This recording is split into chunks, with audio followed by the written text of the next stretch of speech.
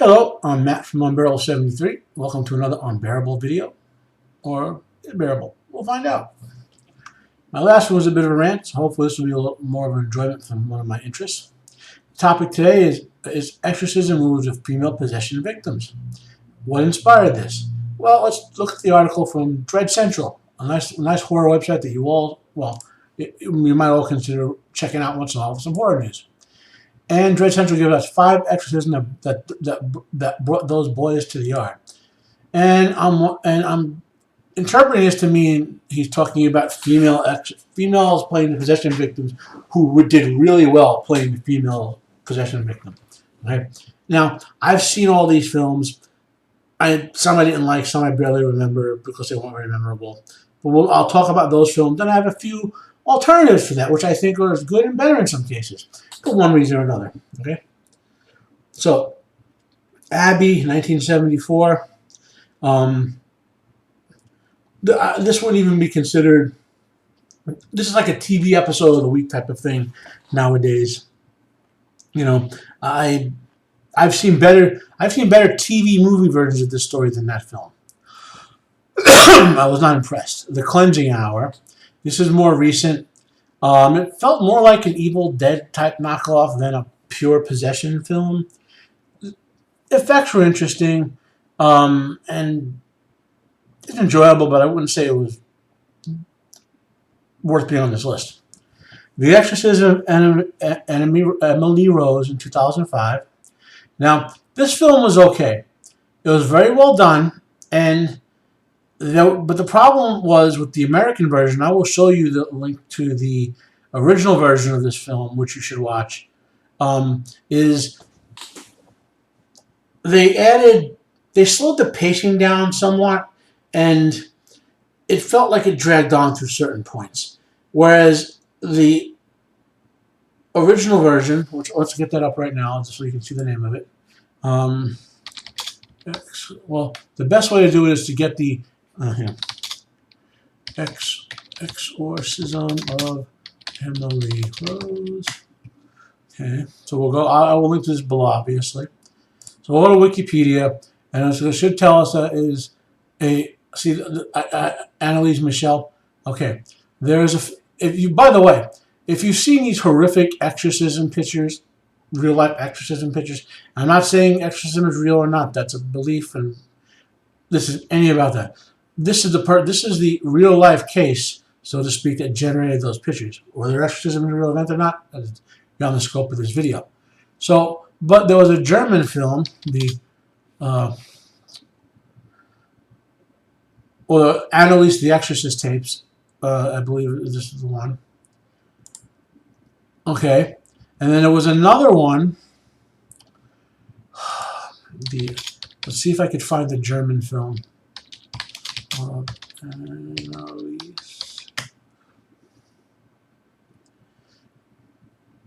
Here we go. I'll get the Amazon link here. Obviously, there was a book.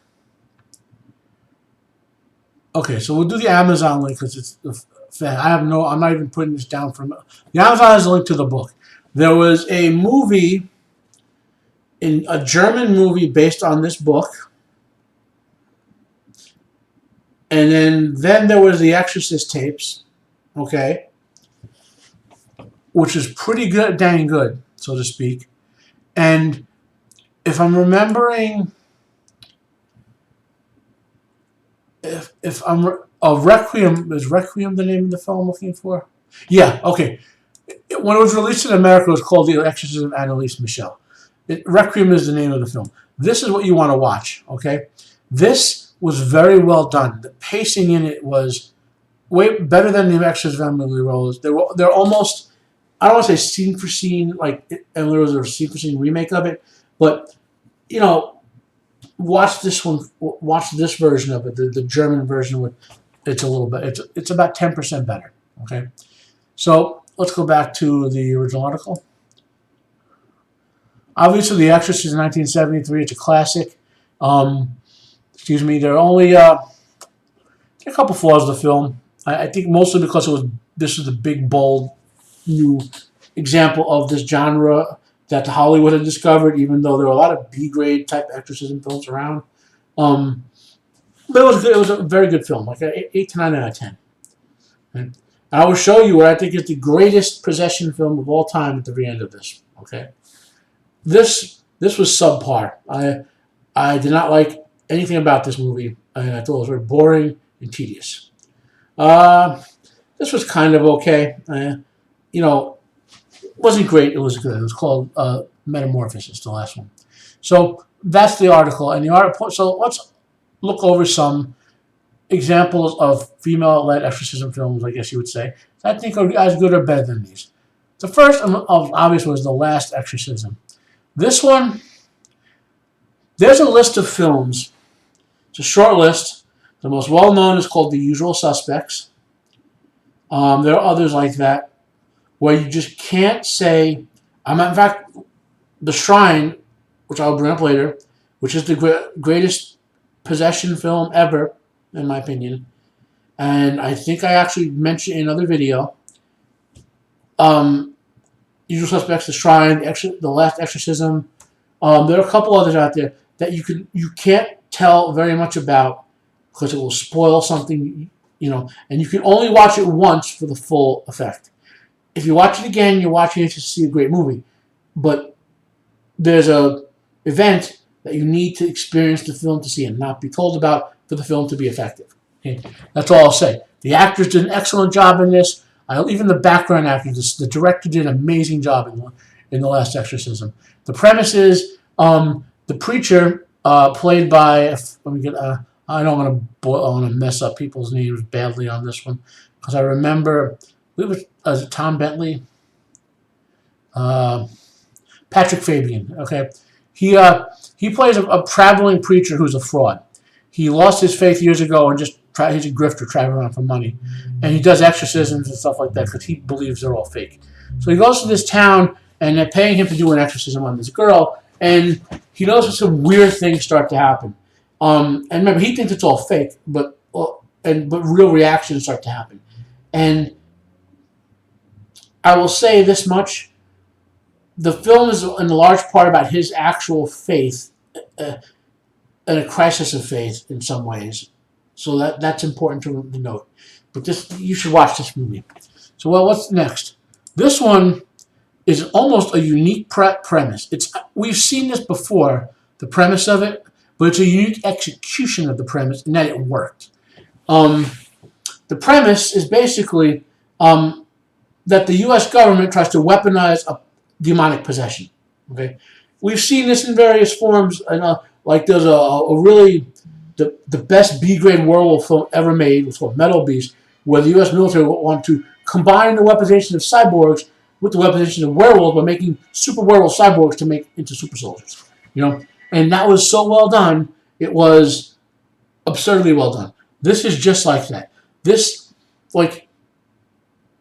It's almost like, you ever heard the phrase, you're watching a disaster happen. You're seeing it happen, and you're like, you know what's going to happen, and you just can't do anything. Like, you're like, oh my God, I'm actually watching it. It's actually happening. You know, this is how they film this event.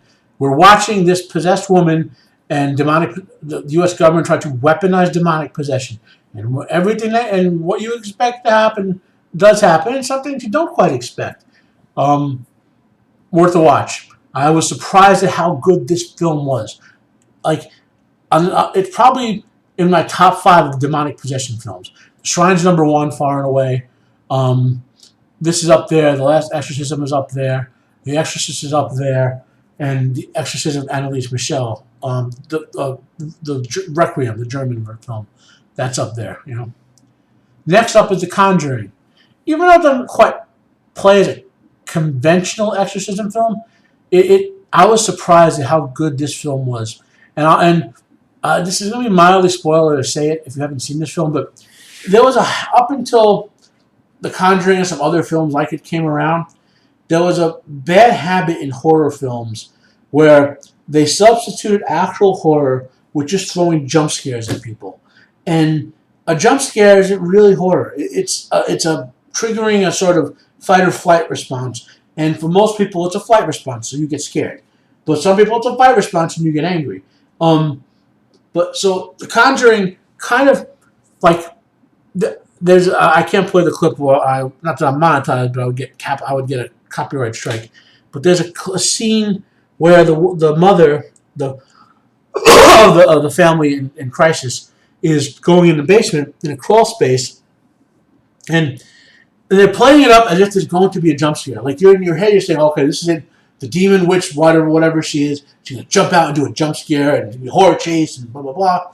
And every time you think that jump scare is gonna happen, I don't want to how the scene turns out, but every time you think that jump scare is gonna happen, it don't happen.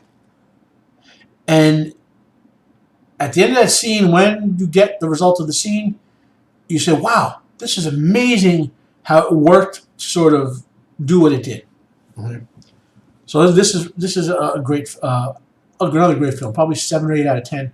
There were a couple of pacing issues with it, and some of the background, the significant background characters, I felt either were just screen space when they were there just to make the plot happen, and but you were supposed to care about them because they were in the family or whatever. Here's another one. This film is worth a watch because it's almost the exact opposite of. It's like the Atticus Institute in a way, but in a way it's almost the opposite of it. Like they're not trying to weaponize possession. They're trying to almost trap the demon, I guess you would say. It's kind of a weird plot, and the plot isn't the strong suit. The strong suit is it's a combination of you're watching the train wreck about to happen, but you understand why the characters made the decisions they did. It's a tragedy, and very rarely with these exorcism films you actually get a tragedy. The Exorcist is really more of a drama and a horror film, not really a tragedy per se. There are tragic elements of it, but fundamentally, in a way, good triumphed over evil. And this, So here we get to the best possession film of all time. I say some more about it in another comment. The only caveats, again, this is one of those films you cannot be told about certain events in it without spoiling it. And the first time you have to go in blind. Not blind, 100% blind, but there's certain events you can't be told. Otherwise, it just ruins certain events. The thing to be told, though, is apparently, well, I'll tell you about the way it should be. When the director made this film, he had it takes place in Poland. So he had the Polish character speaking Polish, and he deliberately did not subtitle that because he wanted that to be a horror element. And most of the time you would think that would be hokey and not work out. Well, this time he did it perfectly. And now if you're hearing impaired or you have a language issue, obviously you need subtitles, okay? I'm not going to BS you on that. But the original version of the subtitles were just like you'd see subtitles in English and Polish, and you still wouldn't translate to Polish. Well, apparently a couple of years ago, they started releasing versions of subtitles officially where you can get the whole thing in English, like even the parts that you're not supposed to understand as an English-speaking member of the audience. Don't watch that. Don't watch it with subs at all if you can avoid it, because I can't guarantee that any Blu-ray you bought in the last couple of years won't have that version where they put the English version in Polish, like automatically in the subs. Okay? You want a Polish character speaking Polish. But this is a film, and there are less than 50 films that I would say this for that you just watch. You just watched The Godfather. You just watched Superman the movie. You just watched The Usual Suspects. You just watched The Last of the Mohicans, the 1990s one with Daniel Day-Lewis. You just watched the 3 Lord of the Rings theater versions of the film. You just watch the original Godzilla and in 1994, Gojira, and 1950s Godzilla King of the Monsters. You just watch those films, and do nothing else. There's just like less than 50 films like that where you put everything down, you make a movie night out of it. Star Trek 2, another one like that. But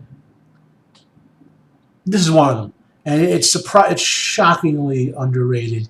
I was surprised this thing did not get more play because it was so good. In any case, I hope you enjoyed this video, my take on female-led, female possession victim horror films, which I think is better than their take on it. And hopefully you'll get some recommendations here. You'll follow some recommendations here. I will link to these articles down below and a few other things.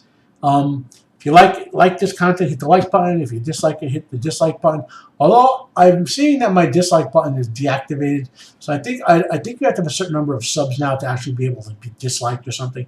I don't know. But if you dislike it, then don't come back. Come back and try again. Hopefully maybe it's just this video or whatever. But again, if you like it, hit the like button. If you're watching this a year from now, hit the dislike button. If you dislike it, please subscribe if you find my content interesting. Thank you for listening. This has been Matt from Unbearable 73, and I am out of here.